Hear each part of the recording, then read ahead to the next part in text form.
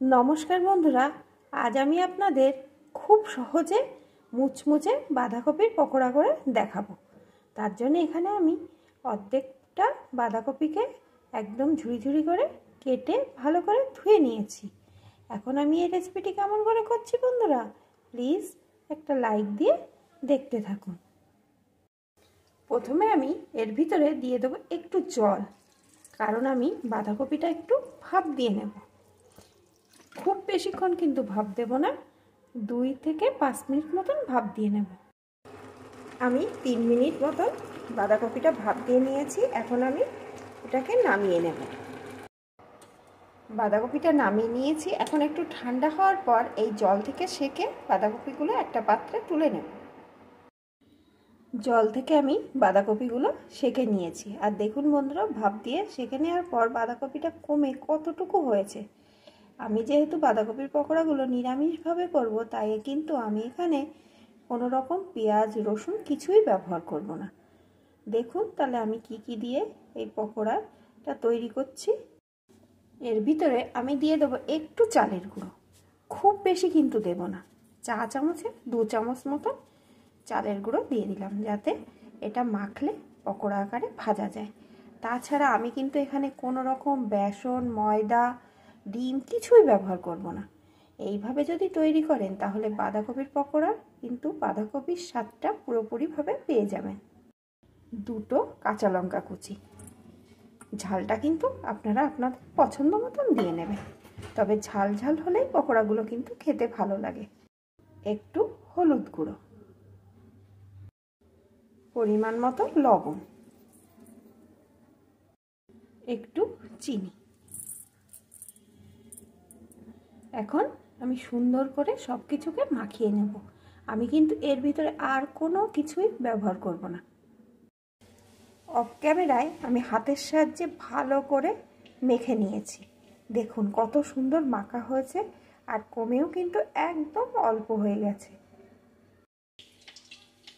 মাখা বাঁধাকপির থেকে একটু একটু করে নিয়ে এইভাবে বল আকারে আমি তৈরি করে নেব, তাহলে ভাজতে কিন্তু খুব সুবিধা হবে, আর ভাজার পরেও দেখতে খুব সুন্দর হবে। তাহলে বন্ধুরা, সবকটি তৈরি করে আমি ফিরে আসছি। সবকটি বল এখানে আমি তৈরি করে নিয়েছি। এখন আমি এগুলোকে ভেজে নেব। পকোড়াগুলো ভাজার জন্য এখানে আমি পরিমাণ মতো তেল বসিয়ে দিয়েছি। তেলটা গরম হয়ে গেছে। বন্ধুরা, আমি কিন্তু সর্ষের তেলেই ভাজছি, আপনারা যদি চান সাদা তেলেও ভেজে নিতে পারেন। এখন আমি এর ভিতরে একটা একটা করে যে বলগুলো তৈরি করে রেখেছিলাম সেই বলগুলোকে দিয়ে দেব। আর এখন কিন্তু গ্যাসের জোরটা আমার একদম লোতে দেওয়া আছে। সবকটি দিয়ে দিয়েছি, এখন লো আছে। আমি সুন্দর করে এগুলোকে ভেজে নেব। লো আছে ভাজলে বন্ধুরা এর ভিতরটাও সুন্দর ভাজা হবে, আর কিন্তু খুব মুচমুচে হবে। যেহেতু আমি শুধু একটু চালের গুঁড়ো দিয়েছি, তাতেই কিন্তু দারুণ মুচমুচে হবে, আর খেতে কিন্তু দুর্দান্ত লাগবে। লো আছে একটু রেখে দিয়েছি। এখন আমি একটু একটু করে উল্টে দেব। খুব সাবধানে উল্টাতে হবে যেন ভেঙে না যায়। একটু শক্ত হলে কিন্তু আর কোনো ভাঙার ভয় থাকবে না। এইভাবে সবগুলো উল্টে দেব।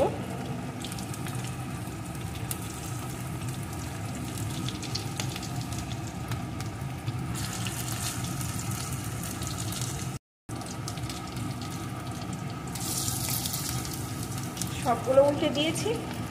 এখন আমি লো আছে একদম লাল লাল করে ভেজে নেব।